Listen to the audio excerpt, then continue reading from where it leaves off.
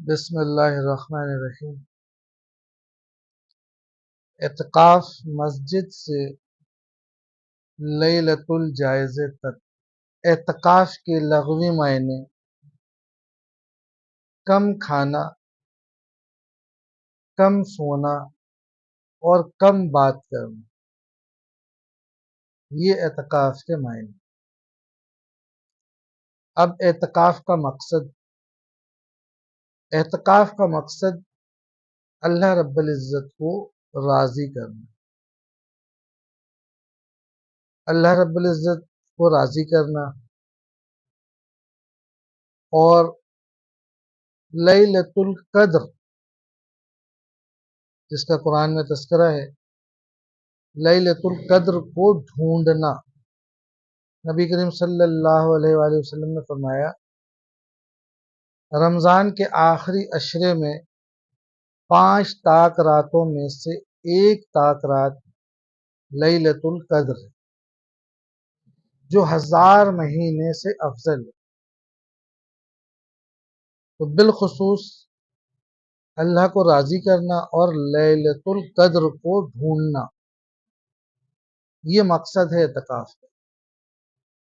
اب جس نے 5 رات جاگ لی اور عبادت کر لیا، ظاہر ہے اعتکاف میں جو لوگ بیٹھے ہیں وہ تو بیٹھے ہی اسی مقصد، اسی کام کے لیے، دن اور رات عبادت ہے ان کی، تو وہ 5 رات یقیناً ان کو ملے گی، اور ہر سال یہ رات مختلف ہوتی ہے۔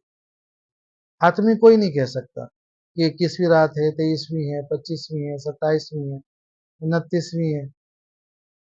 یہ ہونے کے بعد پھر جو اہل علم ہوتے ہیں، اہل کشف ہوتے ہیں، ان کو پتہ چل جاتا ہے کہ یہ کون سی رات گزری ہے۔ وہ نشانیاں جو قرآن میں بتائی ہیں نبی کریم صلی اللہ علیہ وسلم نے، اس سے پھر یہ بات پکڑ میں آتی ہے کہ اب جو گزری رات ہے، فلانی رات، وہ لیلۃ القدر تھی۔ تو جو 5 راتوں کو جاگ جائے گا اور عبادت کرے گا، اس کو یقیناً لیلۃ القدر ملے گا۔ اور لیلۃ القدر کیا ہے؟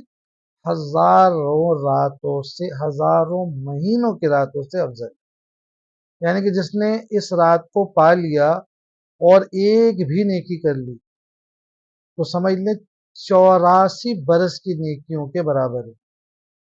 اس رات وہ جو بھی عبادت کرے گا، جو بھی کام کرے گا، اور اکثر میں اپنے ساتھیوں میں بات کرتا ہوں، مشورے دیتا ہوں کہ جو نمازیں قضا ہو گئی ہیں، قضا عمری پڑھ لو، کیونکہ اگر یہ لیلۃ القدر ہے اور قضا عمری آپ پڑھ رہے ہیں تو آپ سمجھ لیں کہ 84 سال، اگر ایک عشاء پڑھی آپ نے تو 84 سال اس کو آپ ملٹیپلائی کریں گے 1000 مہینے سے تو 84 سال بن جاتے۔ اس سے ایک حدیث بھی ہے، آپ صلی اللہ علیہ وسلم سے صحابہ نے پوچھا، یا رسول اللہ، دوسرے پیغمبروں کی جو امت ہے ان کو اللہ نے اتنی بڑی بڑی عمریں دی، 600 سال، 700 سال، ان کی عبادتیں بھی زیادہ ہیں، آپ کی امت کی عمریں کم ہیں، اس زمانے میں 100-150 سال، اور آنے والے وقت میں اور جو وقت چل رہا ہے 60-70 سال انف، تو ہماری عبادت تو ان سے بہت کم ہوگی۔ تو اللہ کے رسول نے فرمایا کہ میں تمہیں ایسی چیز دے کر کے جاؤں گا جو تمہاری عبادت ان سے کہیں زیادہ ہو جائے گی۔ تو اب اگر ایک آدمی 20 سال لیلۃ القدر، یعنی کہ 20 رمضان اگر اسے مل جاتا ہے تو آپ سمجھ لیں کتنا ہو گیا اس کا، اگر 84 سال سے آپ لگائیں کتنا ہو جاتا ہے، 800 کچھ سال بن جائیں گے سم تھنگ، تو کتنی ہو گئی اس کی نیکیاں۔ اور اگر جس کی عمر 50-60 سال ہے، 70 سال ہے، 80 سال ہے، 10 سال اس کے چھوڑ دیے جائیں، باقی کے 70 رمضان جوڑ دیے جائیں اور اس کو لیلۃ القدر مل جائے تو اس کی عبادت کہاں پہنچ جائے گی؟ تو اس لیلۃ القدر کو ڈھونڈنا، یہ مقصد ہے۔ اور تیسری چیز اعتکاف کا طریقہ، جب مسجد میں داخل ہوں نیت کریں، اور جو بھی وہاں کی انتظامیہ ہیں ان سے سب سے پہلے دریافت کریں کہ مسجد کا حدود کیا ہے، کن ایریوں میں ہم جائیں گے تو ہمارا اعتکاف ٹوٹ جائے گا۔ لوگوں کو پتہ بھی نہیں ہوتا، 10-10 دن بیٹھے ہوئے اعتکاف پہلے دن ٹوٹ جاتا ہے ان کا، آپ کو پتہ ہے۔ جہاں مؤذن اذان دے رہا ہوتا ہے وہ جگہ مسجد کے حدود سے باہر ہے.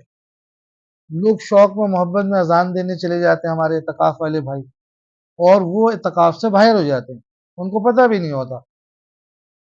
وضو خانے میں جانا منع نہیں ہے، لیکن جب آپ پہ وضو لازم ہو جائے تب آپ وضو خانے میں جائیں اور وضو کر کے فوراً واپس آئیں اور آتے وقت پھر نیت کریں. اور اگر کسی نے آپ کو وہاں سلام بھی کر دیا ہے تو اس کے سلام کا جواب بھی نہ دیں. آپ اعتکاف میں ہیں، آپ اس حدود میں وضو خانے میں کھڑے ہو کر کے آپ سلام کا جواب دیں گے، آپ کا اعتکاف ٹوٹ گیا. آپ واپس اندر آ جائیں، وہ شخص آ جائے، آپ اس کو جواب دے دیں. آپ مسجد کے باہر جھانک نہیں سکتے، دنیا نہیں دیکھ سکتے. آپ تو آ گئے اللہ کے گھر، اللہ کے مہمان ہیں. اب دنیا سے آپ کا رابطہ کٹ، اب صرف اللہ سے آپ کا رابطہ ہے. اور پھر ایسی ایسی چیزیں ہوتی ہیں مسجد میں جو لوگ کرتے ہیں، پیزا آرڈر کر رہے ہوتے ہیں اور چیزیں کر رہے ہوتے ہیں. آپ یہ سوچتے ہیں کہ نبی کریم صلی اللہ علیہ وسلم نے، صحابہ کرام رضی اللہ تعالیٰ عنہ نے بیٹھ کر کے کیا اعتکاف میں فرمائشیں کی ہوں گی اپنے گھر والوں سے، یہ پکا کے لانا، یہ لے کر آنا. پیزا آرڈر والا آتا ہے. میرے بھائی یہ لوگ جو باہر کے لوگ آپ سے ملنے آتے ہیں یہ شیطانی شکل میں آتے ہیں. یہ آ کے ہمارے احوال پوچھتے ہیں. کوئی میرا ملنے والا آتا ہے، عابد بھائی خیریت سے؟ او بھائی میں ہی خیریت سے ہوں، میں تو اللہ کے گھر پہ بیٹھا ہوں، خیریت میں تو میں ہوں، مجھ سے کیا خیریت پوچھ رہے ہو؟ میری عبادت کو خراب کرنے کے لیے آتے ہیں. گھر کے لوگ جو لوگ آتے ہیں کھانا افطار اور چیزیں دینے کے لیے، وہ آئیں رکھیں اور چلے جائیں. جی وہ احوال لے کے نہ بیٹھ جائیں. تو پھر ہم اعتکاف کیا کر رہے ہیں؟ امام صاحب ہیں جو اہل علم ہے وہاں پہ، ان سے ان چیزوں کے متعلق رائے لیں، ان سے معلومات کریں. ایسا نہیں کہ پہلے دن ہی آپ کا اعتکاف ختم ہو گیا، 10 دن تک آپ بلا وجہ بیٹھے گئے. تو ان چیزوں کو معلوم کریں، اس کا طریقہ پورے طریقے سے جانیں، اس کی اسٹڈی کریں، کتابوں سے پڑھیں، وہاں سے دیکھیں، علماء کرام جو بیٹھے ان سے معلومات کریں. اور پھر سب سے بڑی بات، جب 10 دن پورے ہو جاتے ہیں، لوگ آخری دن اعلان ہونے سے پہلے بوریا بستر باندھ کے تیار رہتے ہیں جیسے جیل سے چھوٹ رہے ہیں. اب بتائیں اللہ کے گھر میں بیٹھے ہیں، ابھی اعلان بھی نہیں ہوا، اثر سے پہلے پردے وردے سب کھلنا شروع ہو جاتے ہیں. یہ اللہ کے گھر کی بے حرمتی نہیں ہے؟ مثال کے طور پہ کلاس ٹیچر کلاس میں موجود ہے اور ابھی گھنٹی نہیں بجی ہے اور سب کتاب باندھنا شروع کر دیں، بیگ میں رکھنا شروع کر دیں، جو کہ کرتے تھے ہم لوگ بھی.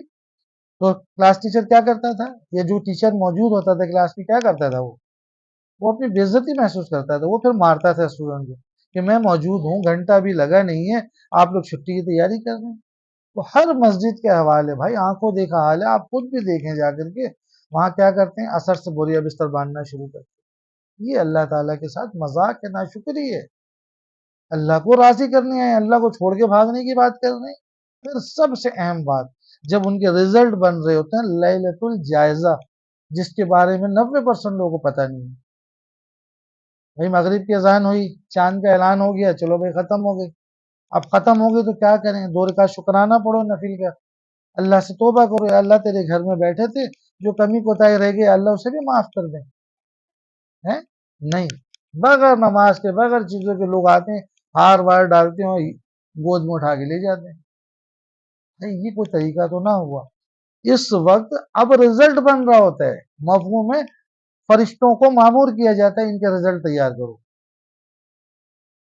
اور کچھ فرشتوں کو مامور کرتے ہیں ان کے ساتھ جاؤ، یہ جو گھروں کو جا رہے ہیں ان کے ساتھ جاؤ اور جا کر کے دیکھو ان کو. لیلۃ الجائزہ کہلاتا ہے چاند رات کی پوری رات صبح فجر تک،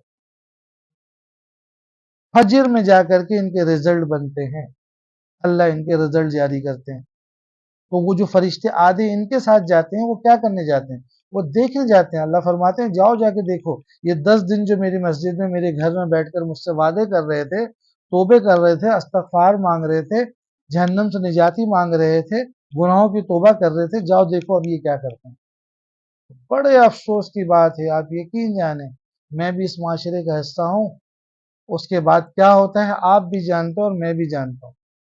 سب سے پہلے وہاں سے ہم لوگ جاتے ہیں گھر، برائے نام گھر پہ سلام دعا کیا، ہار پھول پہنا، مٹھائی شٹائی کھائی، اس کے بعد دوست آ گیا، وہاں سے نکلے، سب سے پہلے جا کر کے وہ کیا کرتا ہے، نبی کی سنت کو لہو لہان کرتا ہے، شیو بناتا ہے، فیشل کرتا ہے، اور پھر بازار کا رخ کرتا ہے۔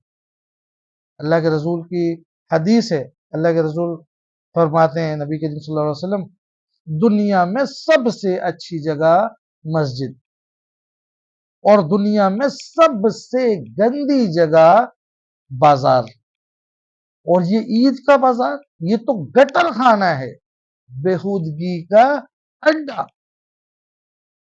پھر وہ جو شخص 10 دن عبادت کرتا ہے، وہ جاتا ہے وہاں تیاری کرتا ہے، پھٹی ہوئی جینس پہنتا ہے، اور بغیر سلنسر کی موٹر سائیکل سٹارٹ کرتا ہے، اور دوستوں کے ساتھ پوری رات کیا کرتا ہے، آپ بھی جانتے ہیں، میں بھی جانتا ہوں، اور وہاں اس کا رزلٹ بن رہا ہوتا ہے۔ اب مجھے بتاؤ میرے بھائی، رزلٹ کیا بنے گا؟ عید کی نماز کے بعد آپ کو کیا ملے گا؟ روز محشر جب آپ کھڑے ہوں گے، آپ تو کھڑے ہوں گے، یا اللہ میرا انعام، میں نے تو اعتقاش کیے، اور جب فرشتے آپ کو الٹے ہاتھ میں، اللہ نہ کرے الٹے ہاتھ میں آپ کا انعام دیں گے، تو آپ کو پتہ ہے جس کے بھی الٹے ہاتھ میں پرچہ پکڑایا جائے گا وہ فیل ہوگا، جی وہ دنیا کا ناکام شخص ہوگا۔ اور حدیث کا مفہوم ہے، جس کے الٹے ہاتھ میں اعمال نامہ پکڑایا جائے گا، وہ صرف الٹے ہاتھ میں نہیں پکڑایا جائے گا، بلکہ فرشتے اس کی ریڑھ کی ہڈی سے ہاتھ گھسائیں گے، ناف سے نکالیں گے، الٹے ہاتھ کو پکڑیں گے اور کھینچتے ہوئے پیچھے لے جائیں گے، اور اس کے ہاتھ میں اس کا اعمال نامہ رکھ دیا جائے گا، یہ ہے تمہارا اعمال نامہ۔ آپ نعوذ باللہ اللہ کے گھر پہ بیٹھ کر کے اللہ سے وعدے کرتے ہیں، باہر نکل کر کے اس وعدے کی دھجی اڑاتے ہیں۔ میرے بھائی، اتنا قیمتی وقت 10 دن آپ لگاتے ہیں اللہ کو راضی کرنے کے لیے، اور پھر ایسی ایسی غلطیاں کرتے ہیں، ایسی ایسی بیوقوفیاں کرتے ہیں، جس سے آپ کی پوری عبادت گناہوں میں تبدیل ہو جاتی ہے۔ تو میرے بھائی، اس کی فکر کر لیں، اس کی اسٹڈی کر لیں، اپنے بڑوں سے پوچھ لیں، علماء کرام سے پوچھ لیں، تاکہ آپ کا یہ دن ضائع نہ ہو۔ میں اپنا حق سمجھتے ہوئے جو کچھ میرے پاس علم تھا، میرے استادوں نے سکھایا، وہ میں نے آپ تک پہنچا دیا۔ روز محشر آپ یہ کہہ نہ سکیں کہ اس شخص کو اس چیز کے بارے میں علم تھا اور اس نے مجھے پہنچایا ہے۔ رمضان کا مہینہ ہے، میرے نبی کی یہ ذمہ داری ہے، جو ان کے امتی ہیں، جنہوں نے کلمہ پڑھا ہے لا الہ الا اللہ محمد رسول اللہ، اس کی یہ ذمہ داری ہے کہ کوئی بھی دین کا علم جانتا ہے وہ دوسروں تک پہنچائے۔ میں آپ تمام ساتھیوں سے، سننے والوں سے گزارش کرتا ہوں، خود بھی سیکھیں، میرے اس پیغام کو جتنا ہو سکے دوسروں تک پہنچائیں، اس نیکی میں آپ بھی میرے ساتھ شامل ہو۔ السلام علیکم۔